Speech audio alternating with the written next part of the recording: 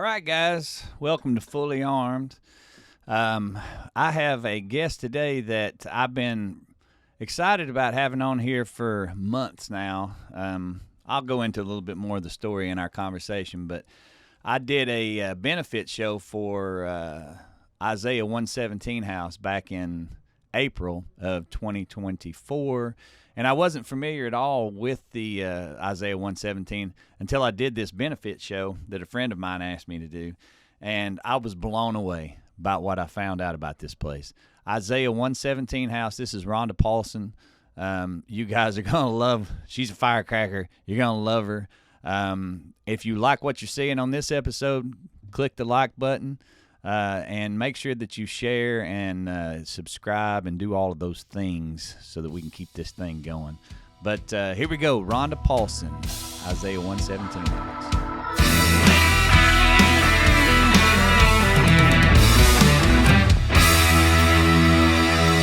Welcome to the Fully Armed Podcast with Chris Hennessee. You got your armor on?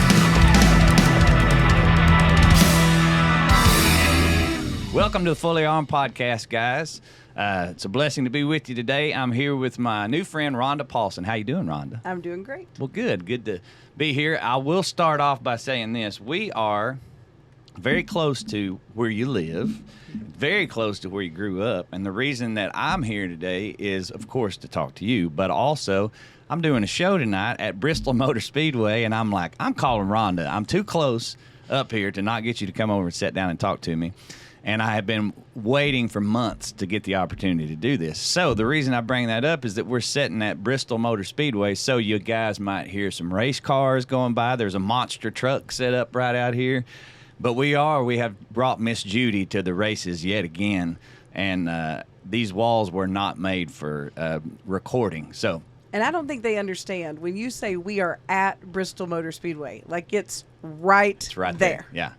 And this is sort of earlier in the morning and on purpose, because once they start racing, man, it's a whole different deal. So, Ronda, Tri-Cities area and born and raised, you've been here your whole life, right? Whole life. All right. And the reason that we are here today is to talk about Isaiah 117 House because, wow, that's all I can say about it. So, give me a little background into yourself and kind of how you worked your way into what you're doing now. Well, I don't even know if I worked my way into it. There you go. Okay. I think God was leading me with just as much as I could handle at a time. Yeah. And that's how we ended up here. But, I grew up here, literally 5 minutes from here. Grew up going to the races all the time. Wow. My dad actually... They have some amateur races throughout the year, too, and he worked on a little pit crew when I was little. And we grew up going to the races, listening to the races on our back porch. Yeah. And Jerry Caldwell is one of my best friends. And so, love Bristol Motor Speedway. But that's awesome. Grew up here, went to a small college about 30 minutes from here. At the time, it was Milligan College. Now it's Milligan University. Okay. And shockingly, all of the state of Indiana comes down to go to Milligan College. There are more people from Indiana at that college than from the state of Tennessee. What about that? Met this cute guy from Indiana named Corey Paulson. All right. And he never left. He met me and never left. So we met in college. We were both biology majors. Yeah. And I ended up being an anatomy teacher, taught high school for a while. Oh, wow. Got pregnant with our first child, 2002. Decided to be a stay-at-home mom. Did that for 8 years. Sophie was born in 2002. Mac, 2006. Stayed home with them. Went back to work when Mac went to kindergarten. Went back to Milligan. Became an anatomy professor, adjunct professor. Worked in the cadaver lab. Did you now? I did. How about that? And I was their cheer and dance coach. So... That's not usually. Wow. That's an interesting combo right there. It is. All right. Yeah. So I would work in the cadaver lab, and then I would be the cheer and dance coach. And I tell people all the time, just probably the most vanilla, ordinary, safe, predictable life you could ever imagine.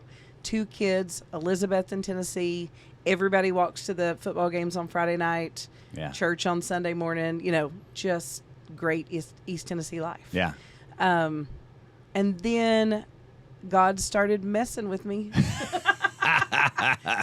Amen to that. That's a good thing. Yeah, he started messing. I really started feeling this stirring that why were all the people in church sitting in pews determined to get people to come to us? Mm-hmm.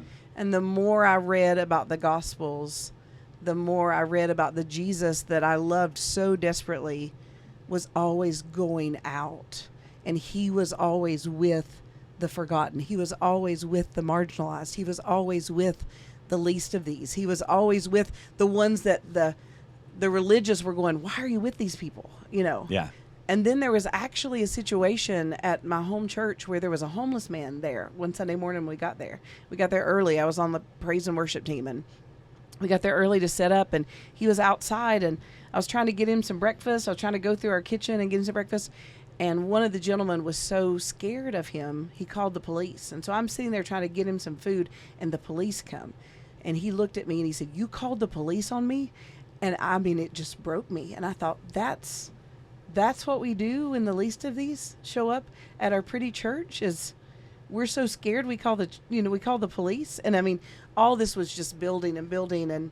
And so my word for the year was surrender. Yeah. And I just wanted to wholeheartedly surrender. And so if you say to God, and you mean it, I want to wholeheartedly surrender, mm-hmm. you better buckle up. You better buckle up. And so yeah. that was probably the beginning of Isaiah 117 house, but I had no idea, yeah. When I look back. And so that whole year, it was all about surrender. November of that year, which would have been 2014, mm-hmm. I was homesick from work, which never happened. You can't miss a lab. Like, you're the lab instructor. You right. can't be sick, and so I never missed work. I was homesick from work. I was watching the Today Show, and it was National Adoption Day. Mm-hmm. And I'd always been intrigued by adoption. I just thought it was so beautiful. Yeah. And I just knew there were children that needed love. And I knew that Corey and I had more love to give, but adoption was not on Corey's radar at all. Okay, yeah, because the two become one, right? So you got to, we probably both should be. Yeah. Right. And so I'm watching this special about adoption. They have these 8 families, and there's a judge, and they are like literally making these adoptions official on the plaza, on the Today Show, because it's National Adoption Month. Wow. And so it's this thing, and they're ringing this bell, and I'm laying in my bed. I'm sobbing because this is beautiful. And they announced that 75% of the children being adopted that day were being adopted through foster care. Yeah, wow. And in 2014, I knew nothing about foster care. Yeah. Nothing. But for whatever reason, I grabbed my laptop and I Googled foster care, Northeast Tennessee. Yeah. Knew nothing. Well, I mean, that's the majority. I think most people don't know anything about it. Yeah. Yeah. And the first thing that popped up is that you could take classes to become a foster parent. And the classes were starting that Thursday. Yeah. And I, at a church that we knew so well. Right. And I thought, this is a sign. Like, how's it this Thursday at the church that we know? And yeah. So then it gets a little... Well, you still have another person to... Well, then it gets a little tricky because this... Maybe you should... I'm not saying your viewers should do this or your listeners should do this. No, it's a personal... I get it. But I called Corey at work and I asked him to go on a date. Uh-huh. No, I didn't tell him where we were going. Ah. So I said, would you like to go on a date Thursday night? He said, I would love to. Well, that sounds great. He said, I'll get Mom to watch the kids. Yeah. And so we went out to eat. And after we were done eating, I said, you want to go to Crossroads Christian Church? And he was like, on our date? Yeah. I was like, yeah. Yeah, why not? He's like, Rhonda. What are you doing? But we just drove out there and we pulled in. The parking lot was full. And he was like, lots of people dating at the Crossroads Christian Church. And he was not happy.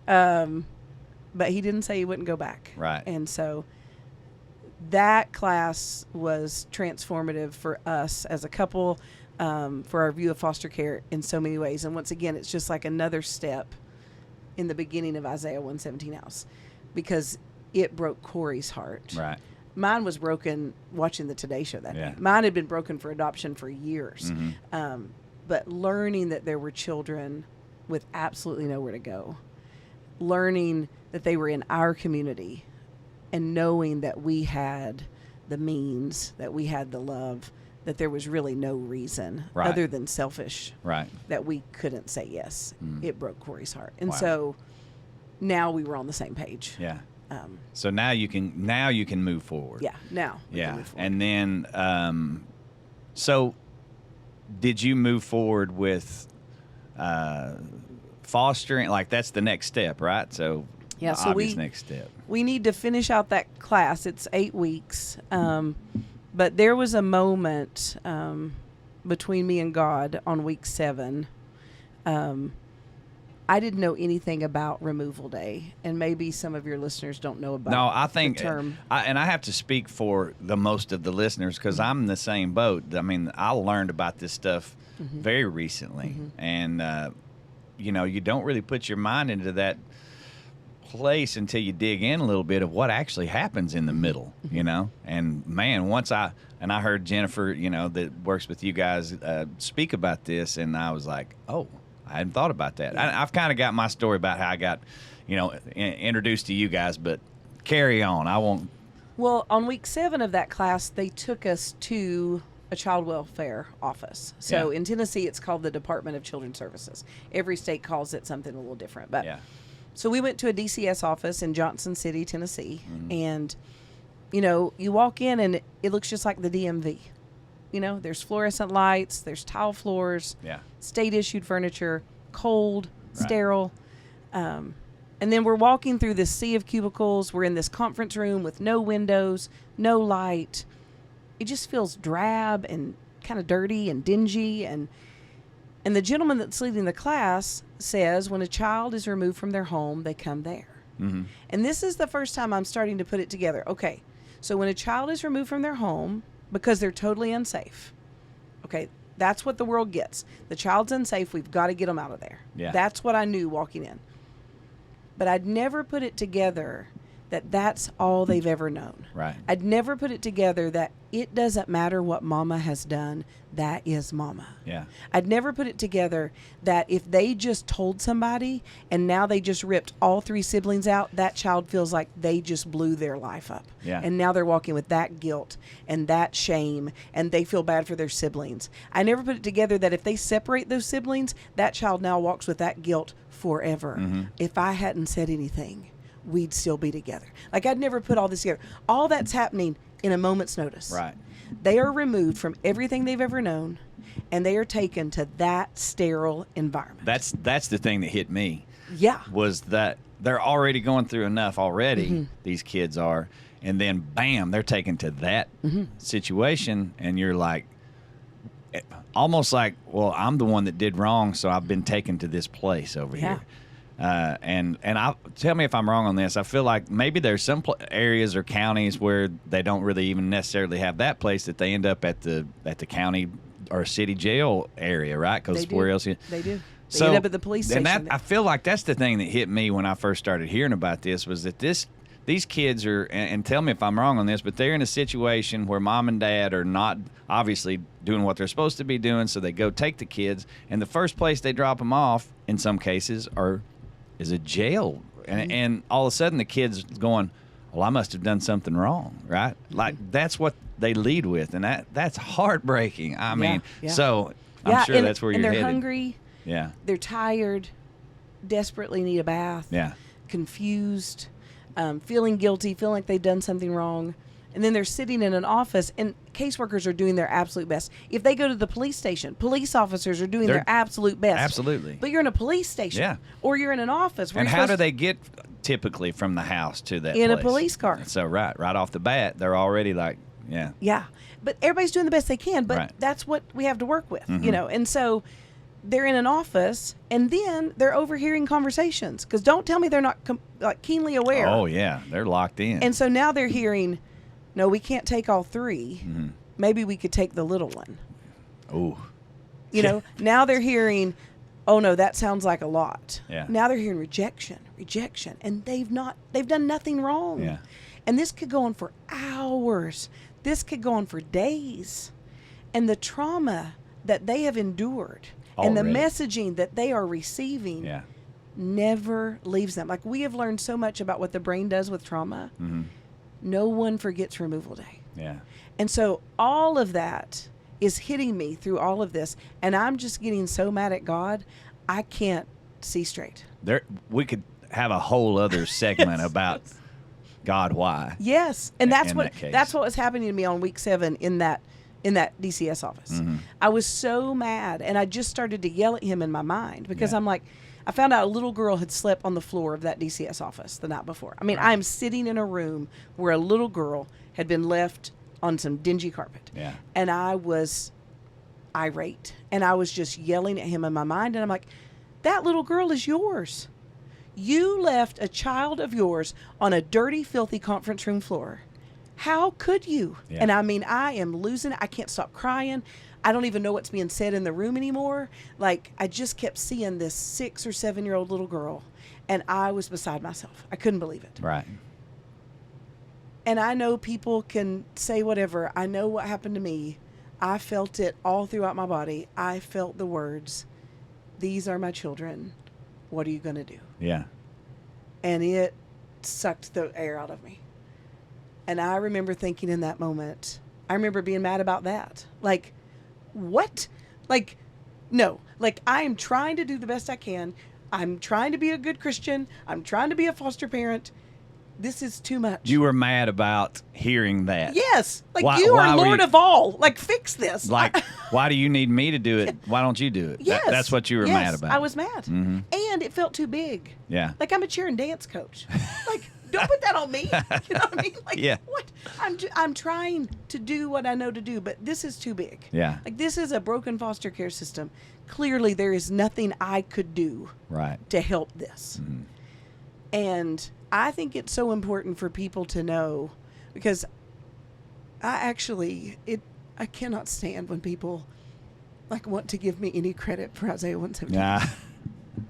They need to know that I was so mad in that room that night. I was so mad at God. We finished week 8, and I did not immediately say, let's go. I tried to forget about that conference room for a year. You did. For a whole year. Wow. I wanted to go back to my simple, safe, predictable life. I didn't want, I mean, it's scary. Yeah. It's scary. Well, it seems to me that whenever he's got big plans and ideas for something for you, your flesh is going to fight it pretty hard, you know. We don't Yeah. just walk right into it and Yeah. go, okay. I mean, that's just, Yeah. you know, so I get it. Yeah. But that was the beginning, but nobody knew it yet. Yeah. You didn't know it yet. No. I was fighting hard. Yeah. Wow. Well, so I'll kind of give you, and we're just learning.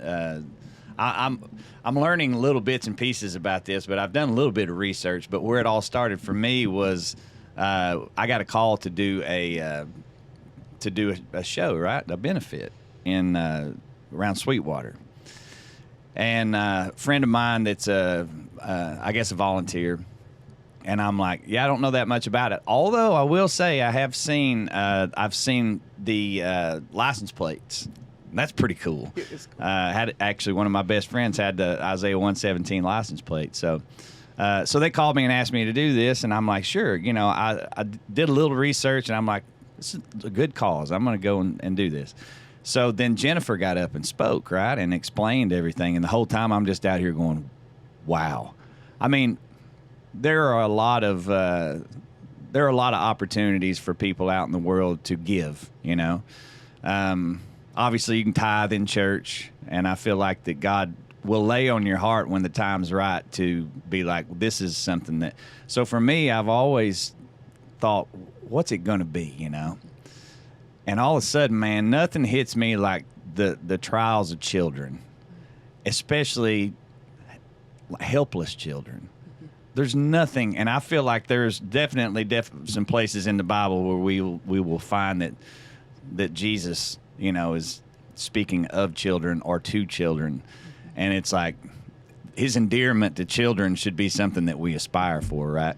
So when Jennifer got done with that, I knew this is my thing right here, you know. And then, of course, started to do a little more research and learning more about it. But as soon as we got Miss Judy here all wrapped, the first thing I did was stick Isaiah 117 on the side. And we hadn't even talked yet because I knew, I'm like, moving forward, this is something that I can definitely get. I understand it. So then, even thinking more about it, I started thinking even deeper into the individual situations that these kids are coming from. And it just broke my heart to think that they are getting I understand that each situation's different, but in my mind, I see a kid getting into the back of a police car, having done nothing wrong, actually just the opposite, being in the middle of a situation where somebody else is doing something wrong and you can't help it, right? And then they're delivered to these places that are just so stagnant, and it broke my heart. And so that's why we're sitting here today, because I want to hear more. I want to know, like, where'd the idea come from, all the way down the line. So here you guys are, knowing you want to do something, and now it's go time. What do you do next? So it's almost exactly a year later. Yeah. November of 2015. Okay. I'm at home with Sophie and Mac. They are 9 and 12 at the time. Yeah. And we're doing homework at the kitchen island, and it's 3:30 in the afternoon, and the phone rings, and there's a caseworker on the other end. She says there's a 9-month-old little boy that needs a home. Yeah. And I said, ma'am, I'm going to do something very uncharacteristic. And she said, what's that? I said, I'm going to ask my husband if this is okay. She said, that's a good idea. I think it's a good idea. I don't ask permission for a lot. And Yeah. So I called Corey at work, and I said, tell me you'll love me no matter what. And he said, you wrecked the car again? And I was like, no. I said, tell me you'll love me no matter what. Yeah. And he said, what's going on? Yeah. And I said, we're about to get in the hottest mess we've ever been in. Yeah. And he said, there's a baby. And he knew, yeah. I said, there's a baby. And it's a year later, so, yeah. He said, I'm on my way. Yeah. And so we loaded up Sophie and Mac, and we drove to the Department of Children's Services. And everything about these next few moments also broke my heart and started to lead to Isaiah 179. But this time I'm seeing it from the foster parent side. And this time I'm also seeing removal day for that child as well, because we're asked to go to the back door because there's some parents up front that are still very upset. So we have to drive to the back door. When they open the back door, there's this fair-skinned, fiery redhead, chubbiest 9-month-old I'd ever seen. Yeah. But he has this outfit on that's way too small. And I don't know why I was fixated on that. But I was like, why is his outfit so small? Yeah. And they said the outfit he was wearing was so filthy that we had to throw it away. And we tried to bathe him in our drug testing sink. But when you get him home, he desperately needs a bath. Right. And then they handed me his one possession in the world. And they said, do not take this in your home for the next 12 to 24 hours. It was a diaper bag. Yeah. So the roaches will crawl out. Okay. And I thought, this 9-month-old little boy is being passed through the back door of a Department of Children's Services in a borrowed outfit. He's had a bath and a drug testing sink. And the only thing he owns is a roach-infested diaper bag. Yeah. And that is how it happens. Let me ask you, at that point, where is that anger we were talking about earlier? Have you a year later figured out how to compartmentalize that godly anger, or do you look at that and go, okay, he's put me, because you heard a voice, so right. I think at this point I've learned my first reaction, I don't know if it's Tennessee redneck or what, but my first reaction is anger. Yeah. But what I'm really feeling is brokenhearted. Right, I get that, yeah. And so I am so brokenhearted for that 9-month-old at that point. Yeah. Like, he's done nothing, and these are the cards he's been dealt. This is it, yeah. Like, he doesn't even know me, and he's being handed to me, Right. and he's now got to rely on me for everything. Yeah. He doesn't know me. And then, now that I'm in this world, you start to learn, this is, like, you start to talk to other foster moms. I've been thrust into this world. Mine came with one shoe. Mine came with nothing. Mine came with a black trash bag that literally had a woman's bra in it, and he was a teenage boy. Like, mine came from the hospital and didn't have a thing. It was the middle of winter, and I asked the hospital if I could have a blanket for him. Wow. Like, and you start to learn, oh my word, this is the plan. Yeah. Like, in this country, our children enter foster care with nothing. Like, that is the plan. Yeah. And you're just so brokenhearted. And you start to realize, no wonder we don't have foster parents. Mm-hmm. Like, we get home, and we've not had a baby in our house in 9 years. We have nothing. I tell people all the time, my husband had a little procedure, so this would never happen Yeah, again. that's right. Yeah. So we don't have a high chair or a crib Yeah. or a baby monitor or diapers or wipes or formula or baby bottles. I mean, do you know everything a baby needs? But you have a baby. But we have a baby. But luckily, we were part of a very strong community. And so Yeah. I made one phone call to my friend Amy, and I said, we just said yes to a baby. Say a prayer. And she did a lot more than say a prayer. And she got on the line. And for the next 3 days, everybody we knew showed up. People were putting up a crib in our guest room when we got home. People showed up with baby monitors and high chairs. People showed up with $500 and said, get that boy whatever he needs. I mean, and as they came in and just loved on this kid they'd never met, Yeah. I thought, if Isaiah's mom had had this kind of community, I wouldn't have Isaiah. Yeah. But what do foster parents that don't have this kind of community do? Mm-hmm. They can't say yes. And so it's all just coming together for me. This is the plan for removal day. Like, a child is going through their hardest day ever and they go to an office. Yeah. This is the plan for pickup. They have nothing. This is the plan for the foster parents. And then as we're walking this journey, I start to see caseworkers, and I cannot believe that this is actually their job. Yeah. I start to see some of the most overworked, underappreciated, and I mean this from the deepest, most compassionate place, some of the most unhealthy people I've ever seen in my life. Right. They don't sleep. They don't eat. They get up at 8 o'clock in the morning to go to court. Then they're in their office till midnight. Yeah. Then they have to drive a kid to Memphis. And then they do it all over again. I mean, it's unbelievable what they're being asked to do. Yeah. And they're hanging on by a thread. And they got into this because they love children and they want to help. Right. And so by 2017, I had a friend, Julie, and we would talk every week. And we would say, is this really the plan? This is the plan? And every time we would get off the phone, we would say, our husbands are not going to let us bring home every child. Yeah, you can't. But we got to do something. Right. We cannot walk away from this. Right.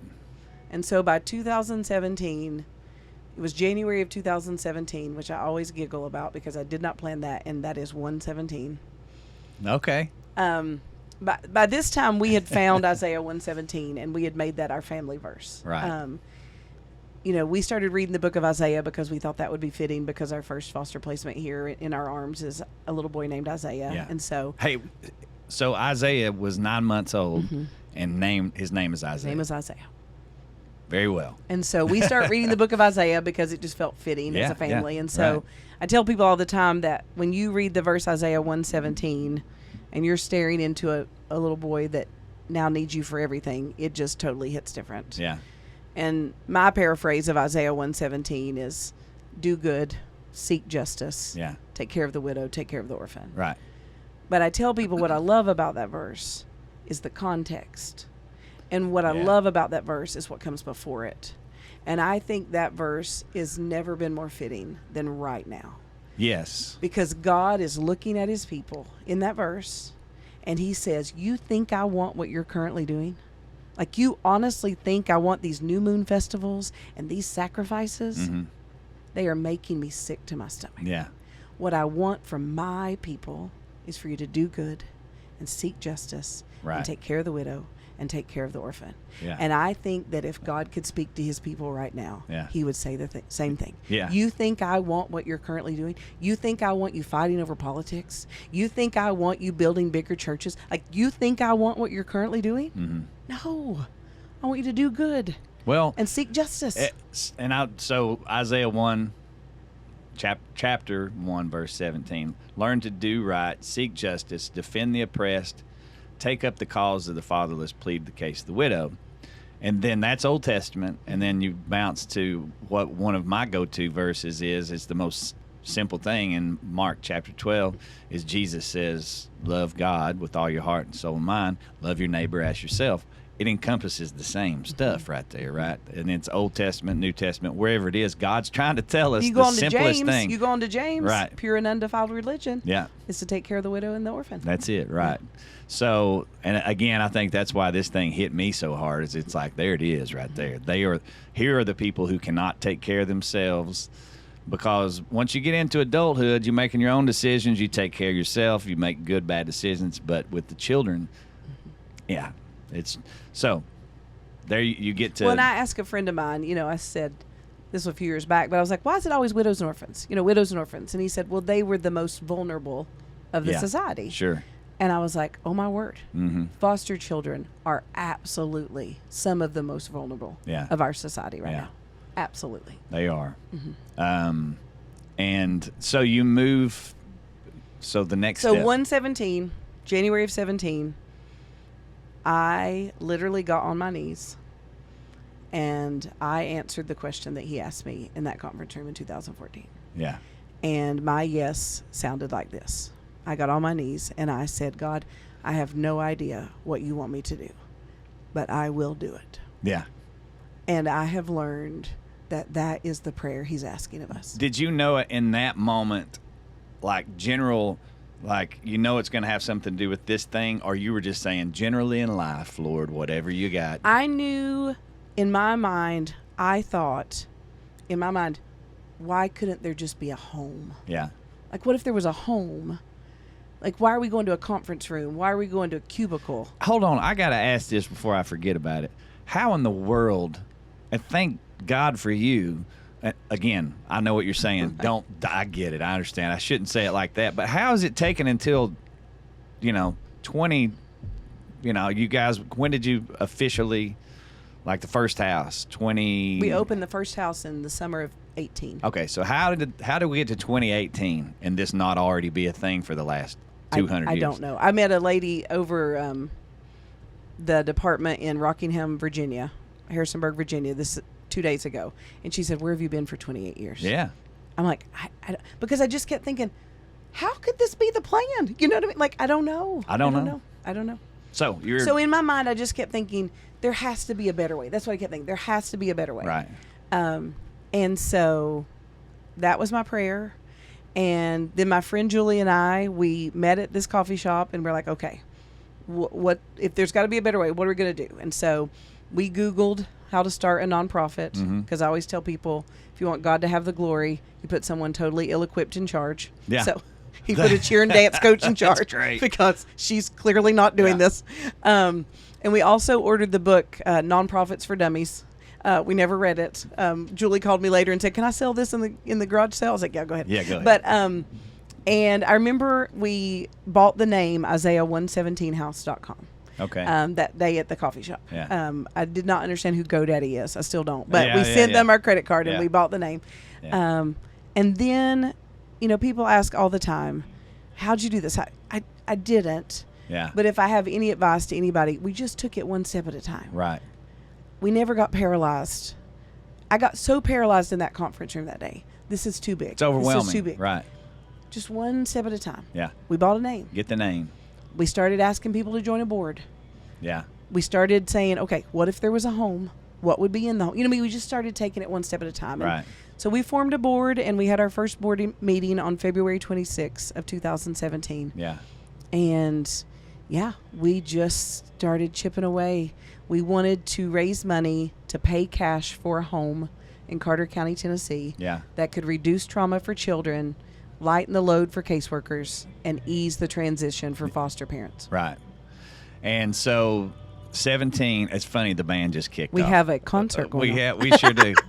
That's the great thing about this show right here is you just never know what kind of house. I know they can't hear it probably on these microphones, but I think Tracy Lawrence is playing out there right now. That is awesome. Yeah.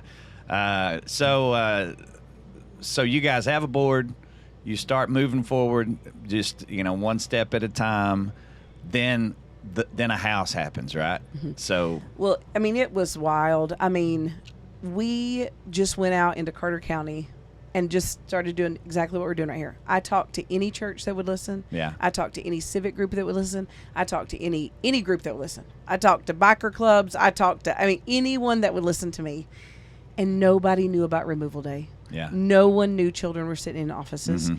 And there was not one person that I told, hey, children can go to this office, or we could buy a house and we could provide a drug testing sink for their bath, or we could provide a bathtub.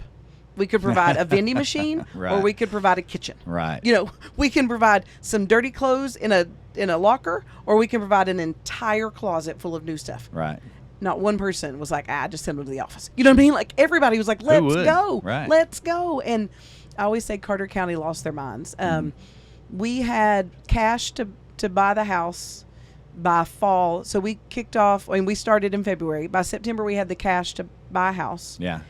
Then we found out that it had some foundational issues, and the state wanted an open concept. The house had been built in 1940. So I don't do details, remember? And so I called a contractor friend of mine. Actually, he was the brother of a friend of mine, a guy named Travis. He comes in. I was like, hey, so the state wants every load-bearing wall on the first floor removed, and there's some foundational issues. Do you think you could do that for free? And he was like, what? Right. Rhonda, you're killing me. Oh, let me see what I can do. Yeah. Well, we got called. He had just been hired by the largest contracting firm in this area, and we got called to their conference room a week later, and we were told if we could demo that house to the studs in 5 days, they would rebuild it for free. Which you and a bunch of friends could pull off, probably. 21 firefighters showed up. Yeah, there you go. 21 firefighters. And that thing was probably torn apart in a matter of hours. Oh, if I it was guessing. unbelievable. 2 Yeah, days. Right. 2 days. Yeah. Right. So, I mean, everybody rallies. I mean, the firefighters were there. Retired teachers were showing up. Youth groups, baseball teams. I mean, the entire community came together. Right. And for me, from that story of sitting outside church and seeing that little homeless man, and to watch God rally his people, to watch everybody come together and just give of what they have, Yeah. and do what they could, and in less than a year to have a beautifully remodeled home, fully stocked. Every piece of furniture was free. Every closet, every cabinet, like have a fully funded first year's budget in the bank, just ready to go. 40 trained volunteers in less than a year. Like, to watch him move his people like that. Yeah. That was And how unbelievable. inspiring that is to you to go, well, we can do this more. Like, Yeah. because on the front end, it's just such a daunting task. But once you see God's people come together and do something like that, you probably think, all right. It just we're onto reminded me something. that it's not that God's people don't care. Right. They don't know. You know, when you're saying that, and I want to say it now because I'm afraid that I will get on to something else and I'll forget about it. But, you know, I feel like there's so many people that want to help do things, but that are just not mentally or spiritually prepared to take a kid into their house, you know. Or, you know, God hasn't led them to the place of where they're ready to do that. So if you're like me, which I'm one of those, I go, well, I want to, but how can I do something? And it's like, well, bam, here you go. I mean, Yeah. this is you're doing. Right. But I mean, you're exactly right. I Yeah. do believe that we all have to be part of the solution because it's a huge problem. Mm-hmm. But that's what I've seen. So many people want to help, and we're giving them away. Yeah. A way to get involved. It's like maybe you're not ready to be a foster parent. Right. But maybe you can drywall. Yeah. Maybe you can Or landscape. maybe you can write a check, you know? Yeah. Maybe you can make a donation. Right. And so, yeah, it was just this idea that if you let God's people know that this is happening, they absolutely step up. Yeah. And another thing that was so beautiful for me to watch is it's non-denominational. Yeah, right. Like First Baptist showed up, First Methodist, First Right. Pres, Right. Cornerstone, New Hope. I mean, like, they all came. Right. Because we're not fighting over when we're serving communion. Right. We're not fighting over pews or chairs because we're just going to serve the least of these. Which circles back around to what you originally said is like, he's not concerned about the size of your church, or he's Right. concerned about this thing. Yeah. Yeah. And it's beautiful to watch it happen. Right. So the house, I guess what I would say at this point is explain the process now. What's different for that child or for the situation than it was when you originally found out about it? So if there's not an Isaiah 117 house, I think we've painted that picture. Right, we know that. If there is an Isaiah 117 house, that child immediately goes to a home. When the door opens, lights are on, Yeah. candles burning. We often have cookies baking. I'm not blowing smoke here. Like, we do it up. You know, they are greeted at the door by a volunteer that Yeah. knows that child's name, calls them by name. Mm. And then we follow the cues of that child, and we provide whatever they want. Okay, so who is the person that's at the house? I know it's a volunteer, but who, like, explain to me who that person is. Where do they come So from? we have 3 staff at each home. We have a location leader, a support coordinator, and a care coordinator. Yeah. And then we have an army of volunteers. Okay. Our organization has over 7,000 trained volunteers. Wow, okay. And so each home has 40 or more trained volunteers. Uh-huh. They're trauma-informed care trained, they're fingerprinted, they're background checked. Wow. And so each home has 40 volunteers that are on call. Yeah. And so we find out This morning, I got a text that one of our homes was receiving a sibling group of 5, ages 9, 8, 7, 5, and 6 months. Yeah. And a 17-year-old. Wow. They arrived at 6:28 a.m. and 6:29 a.m. And so they got on the phone and sent a text message to their volunteers, and I promise you there was an army of volunteers And waiting what's to- great about that, if you have 30, 40 people that are willing, then if 20 of them are just, I'm out of town, I can't do it, we got a ball game, whatever, somebody's going to be able to step in and do that. That's amazing. So we greet that child at the door, we Yeah. call them by name, and then we follow their cues. And Yeah. every child's going to be dealing with that trauma different. Yeah. Some of them are bouncing off the walls. And so we provide outdoor space, playground, basketball goals, let them get that energy out. Yeah. Some of them want to sit on the couch and cry. Right. We will sit beside them. Yeah. Some of them want a bubble bath. Little kids, some of them have lots of lice. I mean, I've watched a volunteer before. We had this sweet little 2-year-old with the most hair I've ever seen and the most lice I've ever seen. Yeah. But she sat in a bubble bath and played with toys and didn't even know she was getting a lice treatment. Wow. As that volunteer just sang and did the lice treatment. So versus being in an office, Yeah. with a comb and a bright light trying to hold this 2-year-old down. Right. Right. Teenagers, shower. We've got everything you need for a shower. You get to pick out your favorite Bath and Body Works smell. Yeah. Boys, we got Axe body spray. We've got new bra, new underwear, Dignity. Yeah. We've got a second floor of our home is called the giving room. It has only new. We only accept new items, new shirts, new pants, new shoes, new backpacks, new school supplies, Yeah. new blankets. I mean, everything, the entire second floor. And we let them go up there and shop. And it is amazing to watch their faces. Mm-hmm. And that's the moment we get to say, God built this house for you for this day. Right. Because he's never forgotten you. And he's always going before you. Yeah. And he knew you would be here today.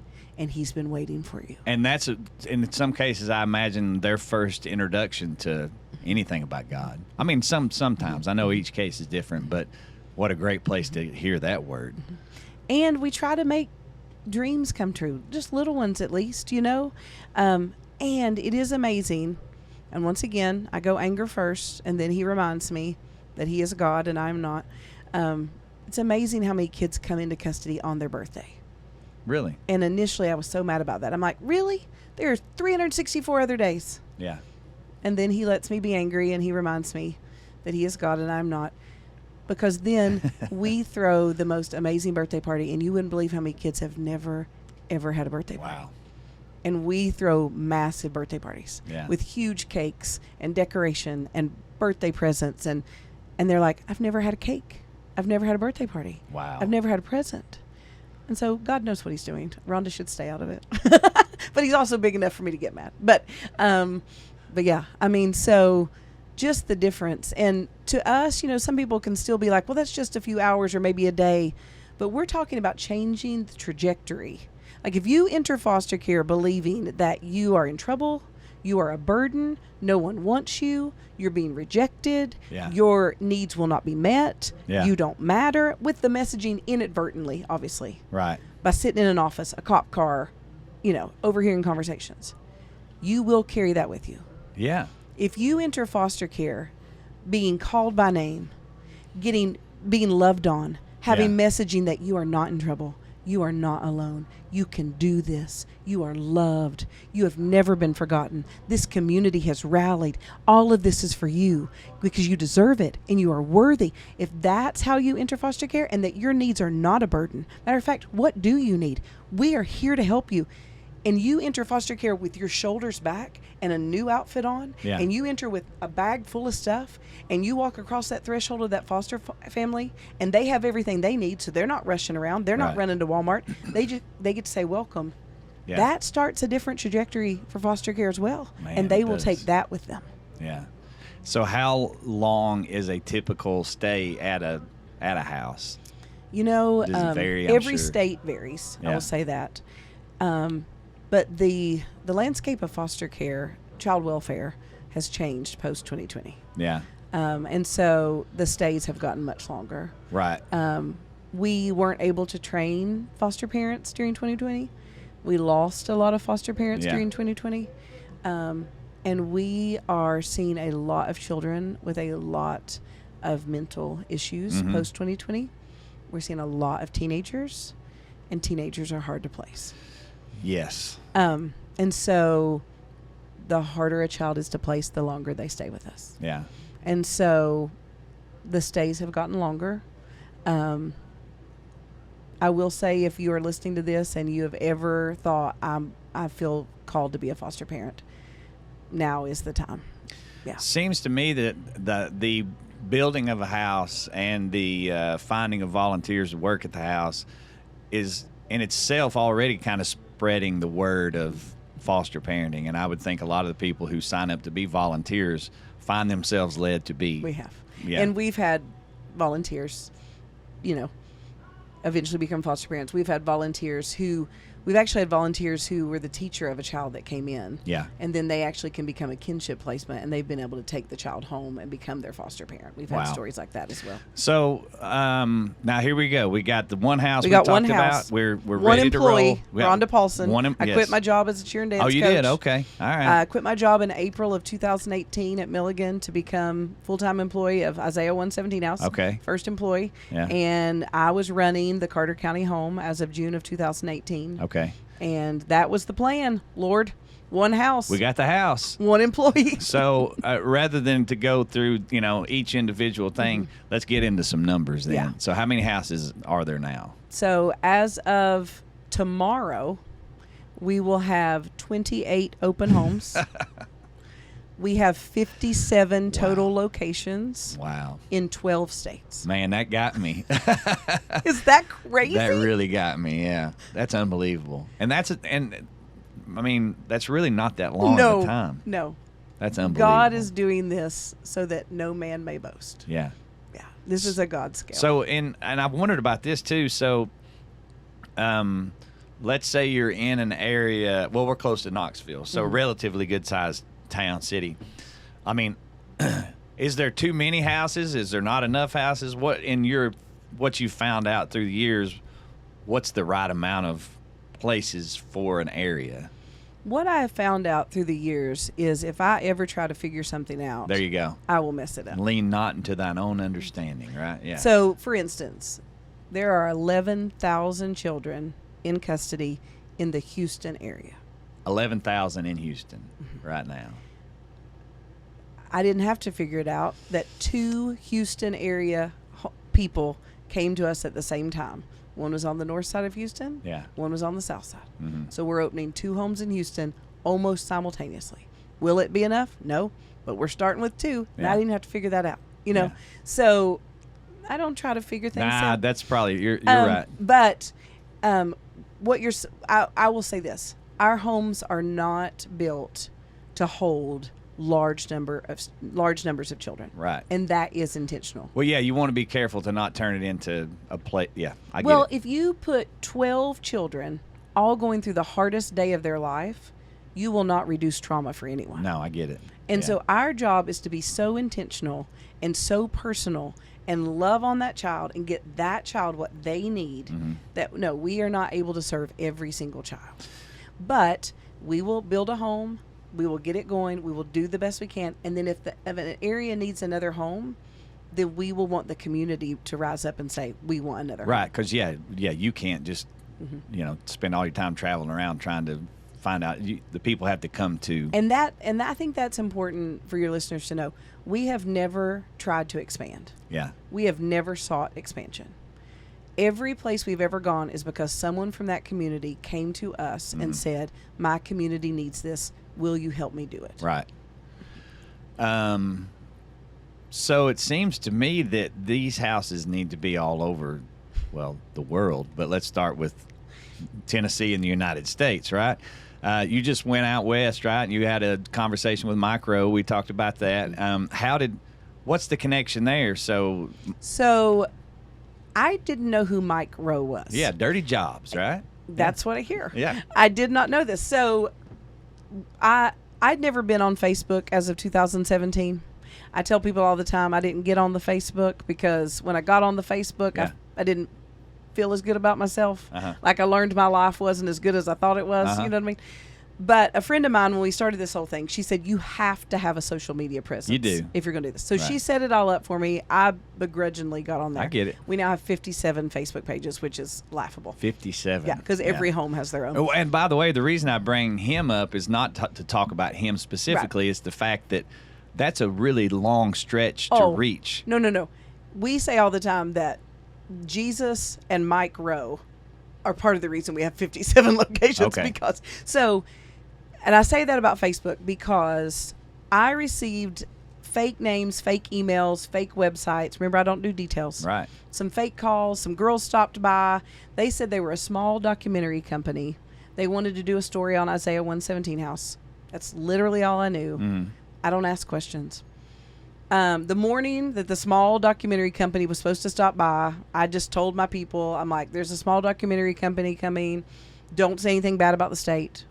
Okay? Right. They're coming. Because, I mean, people have I get it. hard stories, Yeah, you know. right. And that was my only rule.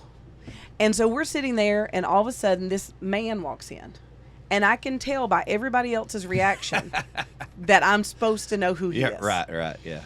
And I'm like, huh? Yeah. And so I keep thinking, I think he's from that show, Tim the Toolman Taylor. Like, that's what I keep thinking. That's actually pretty close. I give you that.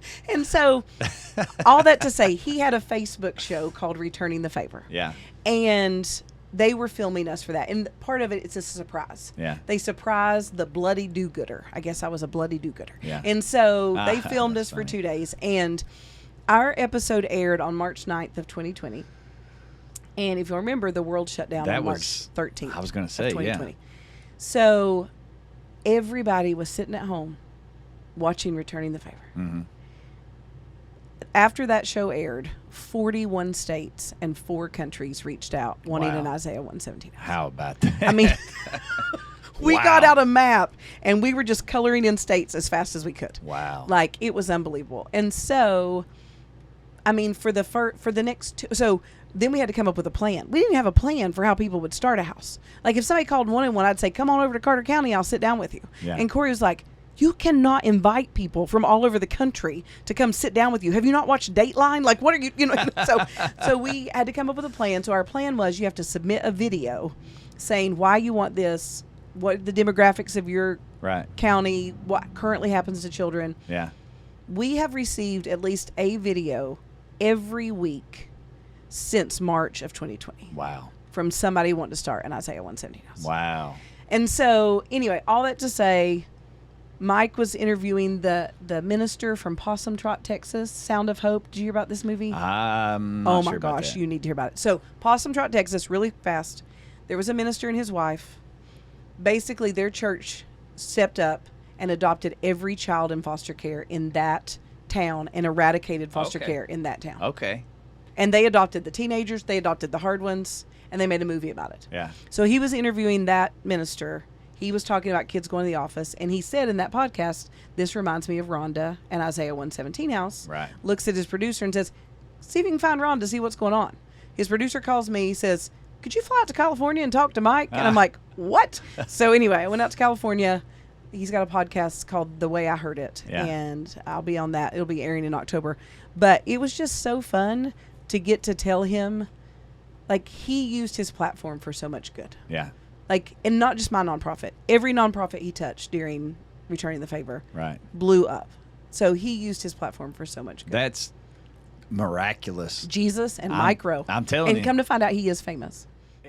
He is. That's what I told him. I go, supposedly you're famous, but yeah. What a cool guy. We could have a whole conversation about him too.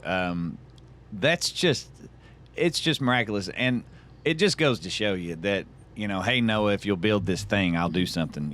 What? We want me to do what? Just do Okay, it. so I have to tell this part of the story too. Yeah. Okay. So our episode was supposed to air on March 16th. Mm-hmm. I got a call on March 8th from their producer and said, hey, we've had a change of plans. We're airing it tomorrow night, March 9th. Okay. No reason. I was like, okay. We had all this social media plan. I called our social media girl. They're airing it tomorrow night. She's like, okay, it's all out the window. I'll just start, publicizing it, whatever. So it airs on March 9th. The world shuts down on March 13th. Mm-hmm. Everybody's glued to news. Right. The episode that aired March 16th had 10,000 views. Ours had 2 million. 2 million. It was like God just picked it up and dropped it. because he knew. I mean, it's such a no-brainer It's to me. crazy. I mean, it's just like, this is such a great thing that, well, yeah, good job, but I know He's doing it. I know Yeah. he's doing it all, but he does. He uses vessels, so it's just a testament to. He knew I'd get angry enough. Yeah, he He knew knew I'd get redneck angry He enough. knew you. He made you. But it's a testament to people to step off, the spiritual cliff, quit clinging.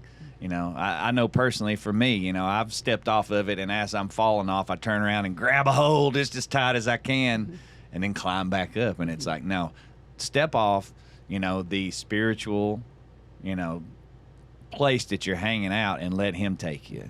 And then because his plans are so much greater than the little ones that we can think that we can come up with. I asked you about your what verse arms you, and of course Isaiah 117 was the easy one to go to, but when I asked you, you said it was Exodus, right? So what's your verse? Exodus 14:14. Okay. The Lord will fight for you. You need only to be still. Yeah.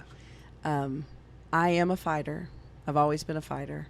And I felt like years ago the Lord said to me, I don't want you to fight. I just want you to be still. Mm-hmm. And when you look at that verse, God is leading his people out of Egypt. Pharaoh's let them go. Yeah. And then Pharaoh's like, oh, my gosh, what did I do? Go get them. Go get them. And so Moses is leading them, and they are right there in the middle. They've got 600 chariots on one side, the Red Sea on the other. They're losing their minds. They're like, why did you bring us here? Did you bring us here to die, Moses? Mm-hmm. And that's when Moses says, whoa, calm down, calm down. The Lord will fight for you. You need only to be still. Yeah. How in the world could you be still when there's 600 chariots on one side, a Red Sea on the other? How could you believe that God is going to show up when there's clearly no way out? Mm-hmm. There's nothing that can be done. How could you be still?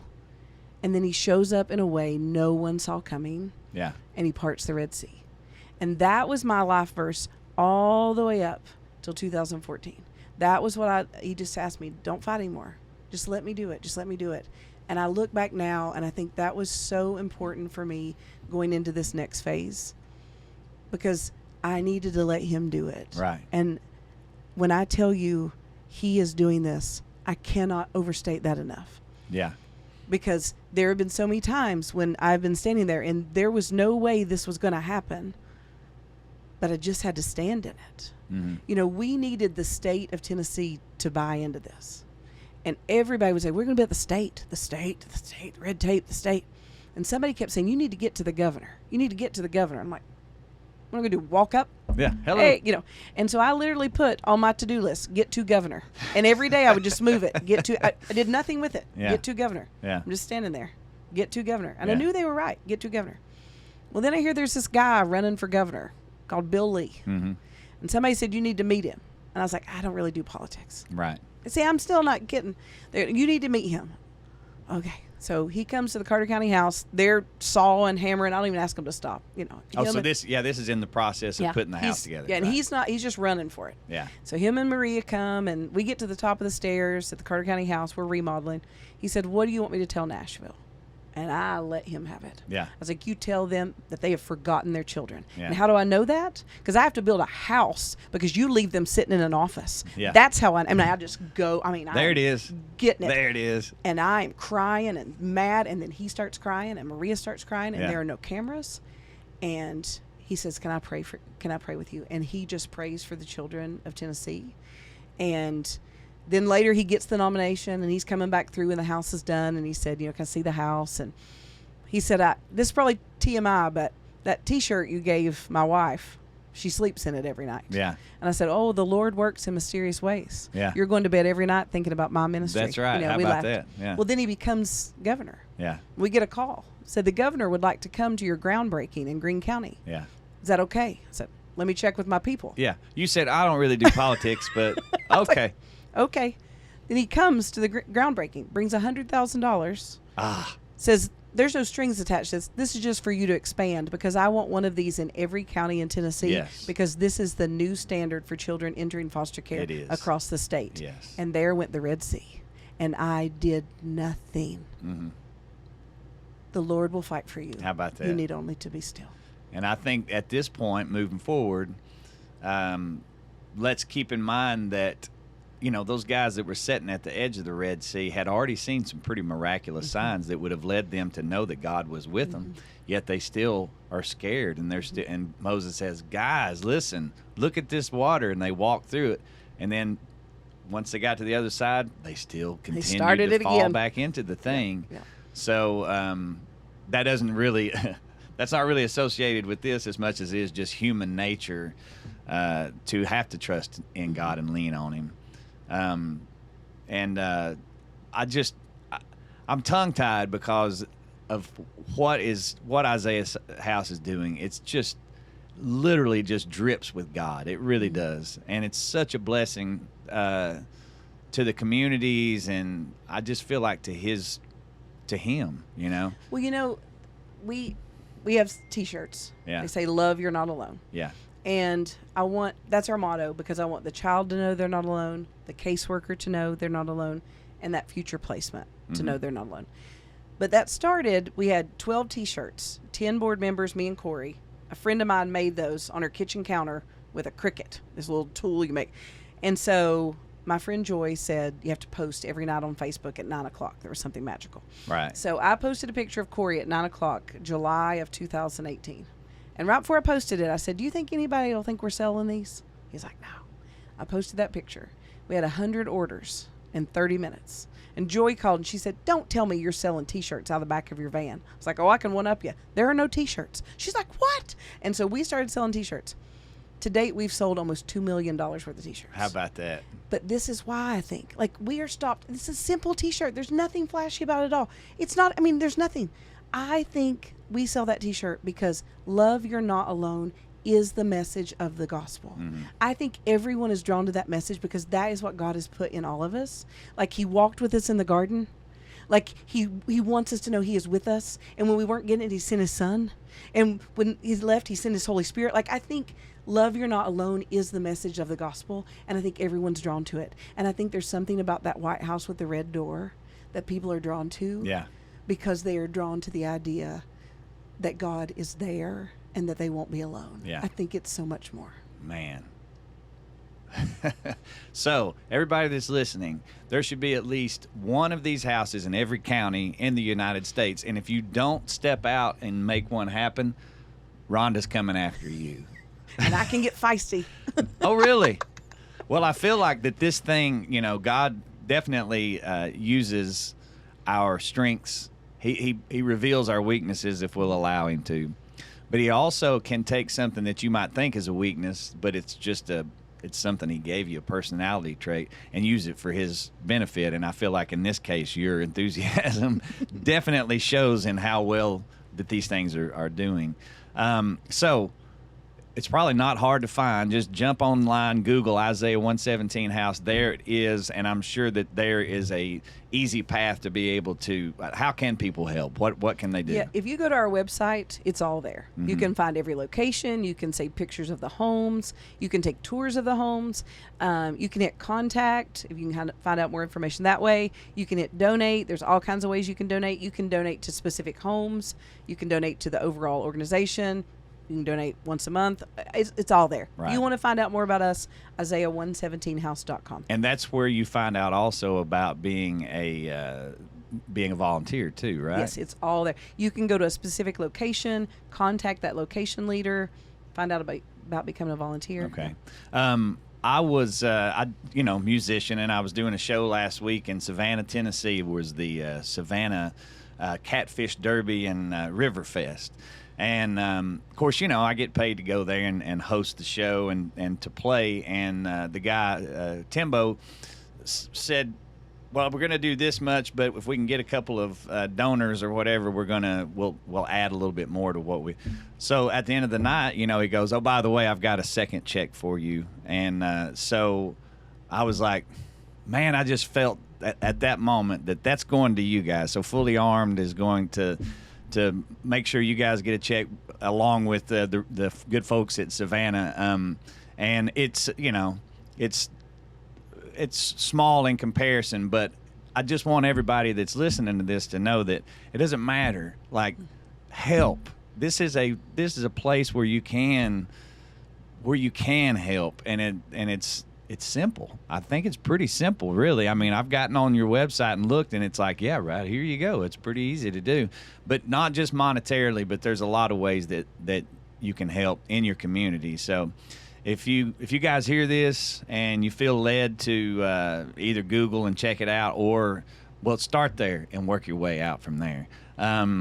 Anything else? Because this is, I would sit here for another couple hours with you, but well, I'm going to embarrass you from it. Thank you. Absolutely. Thank you, because it's literally because of people like you that it has spread. Yeah. People, grabbing a hold of our mission, believing in our mission, wanting to support us in any way they can. And so thank you. Well, let me tell you, after so when I started this Fully Armed, I knew, well, it's a little bit similar to what you're talking about in that I didn't know much about what I was doing. But one thing I did know, that I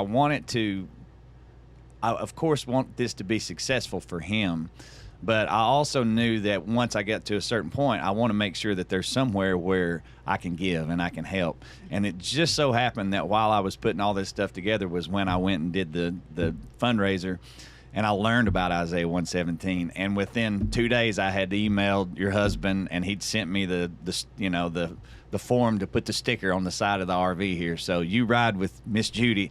There's a long story behind why it's called Miss Judy too, by the way. But absolutely, I'm in 100%. I just think it's it's a miracle what you guys are doing, and thank you so much. Thank you. Thanks for coming on to Fully Armed. And guys, again, Isaiah 117 House, Google it right now. As soon as this show's over, push the button, Google it. Until I see you next time, open up the book, put on your armor. God bless you. Well, there you go, guys. Ronda Paulson from Isaiah 117 House. I was moved to tears with the news of how well this thing is spreading. It's amazing. It really is. I hope you guys enjoyed it. I hope that you didn't mind that there was some Tracy Lawrence playing in the background. And now, if you listen real close, there's some backup beeping going on here at the Bristol Motor Speedway. I got to go do a show. But I just wanted to thank you guys again for listening and checking out Rhonda. And y'all go, I'm just overwhelmed with how unbelievable Isaiah 117 House is. Y'all go check it out, donate, give. And don't forget to subscribe to this show and hit the like button and share it. All right, God bless y'all. We'll see you next time. Fully Armed.